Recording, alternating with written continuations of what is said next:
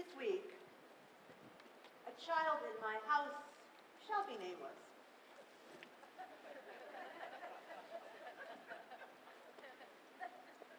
commented, I'm not even going to use a pronoun that will reveal gender because I'll be in big trouble.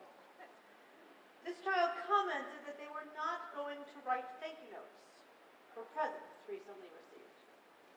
I think it was a joke. You know, parents, when your kids test you and try to push your buttons? It was a funny comment because all three of my children know that that's not what happens in our house. You see, as some of you know, I was raised by thank you note writing parents and grandparents who took the task ever so seriously. My father and grandfather elevating thank you notes to an art, a level which I'm still striving to achieve. So in our house, we not only stress writing such notes, but when we receive a good one, celebrate it.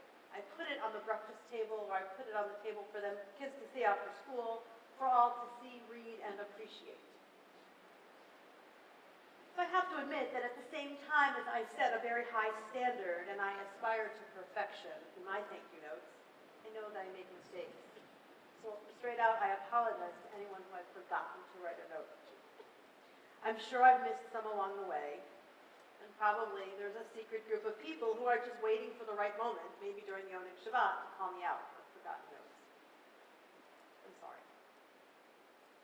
One place I know that I've fallen short is over dinner and breakfast and lunch. That is, over food. You see, we Jews have, as some of you know, a huge kind of thank you note.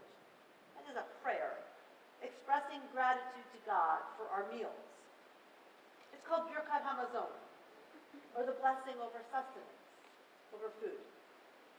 Birkat Hamazon is an exquisite and over the years has become a lengthy collection of Jewish texts and expressions of thankfulness for food and really for much more, including the land of Israel and the Jewish people. The source of this prayer of gratitude comes in this week's Torah portion, where we read, "When you have eaten your fill, give thanks to the Lord your God for the good land which God has given you."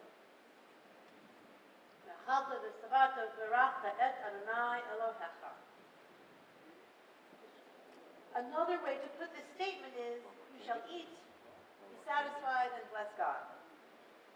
It's a three-part set of instructions that guides us to thank God after eating, and some scholars even extend it to before eating, with hamotzi, that perhaps better known prayer of thanks.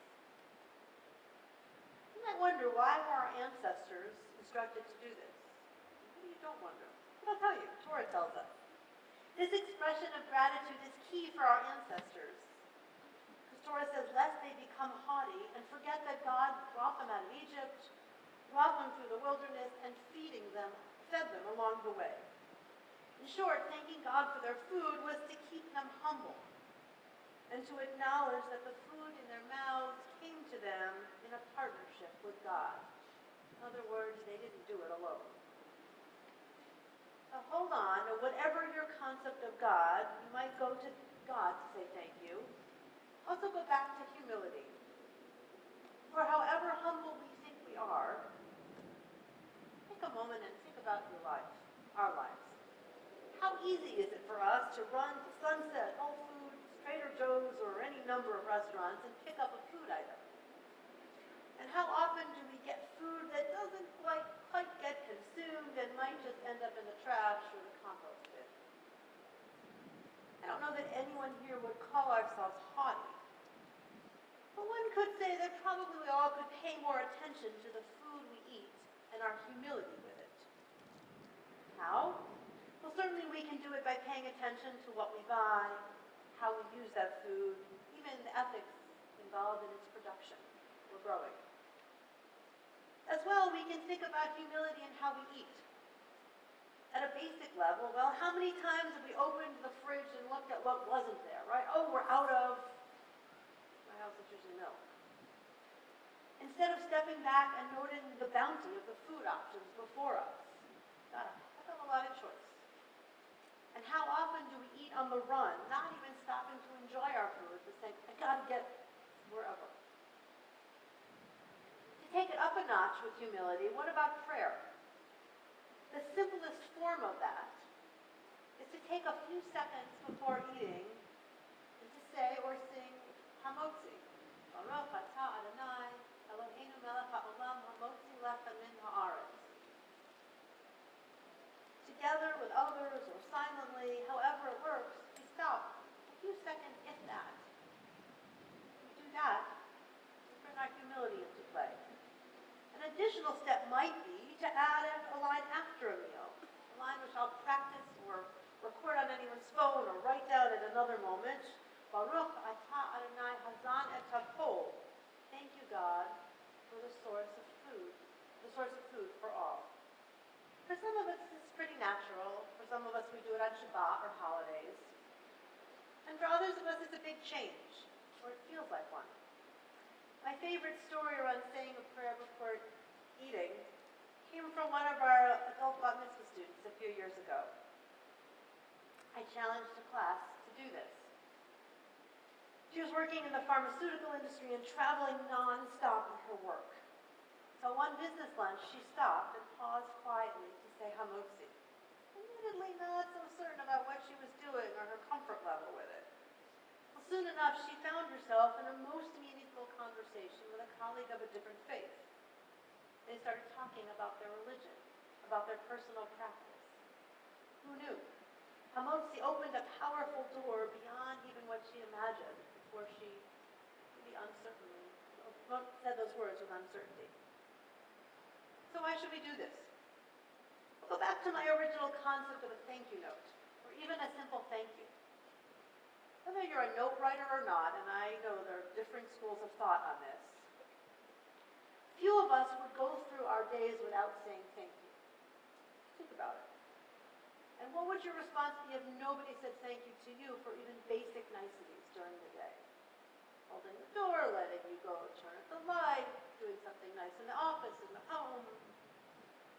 Probably we'd be bothered, maybe even horrified if no one thanked us in the course of a day or a week. The Talmud teaches that enjoying a good meal without a prayer is tantamount to robbing God and the Jewish people. None of us want to be called robbers, right? Another perspective comes from a Hasidic commentary on this verse. One sage comments that expressing a prayer of gratitude after a meal is fundamental because all people should be capable of feeling grateful that the earth has produced food for us. And another commentator remarks, when one eats in the spirit of gratitude, whether it's a small meal or a large meal, the meal is satisfying. Think about that. When one eats in a spirit of gratitude, the meal is satisfying. Both of these commentaries lift up the concepts of gratitude and satisfaction. Certainly one concept easy to lose sight of in the busyness of our world, our lives, and certainly the challenges that we see when we open our phones, the newspapers, the TV, look at our world. When we pause to appreciate the food before us, despite whatever we know about how it's produced and how it gets to us, even if we know all of the details, it's still miraculous. There's food in front of us.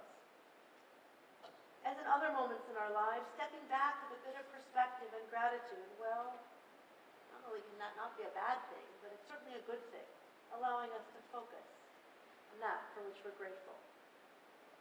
Think of it as a verbal thank you note. And I invite you to try it with me. And P.S. that child who I mentioned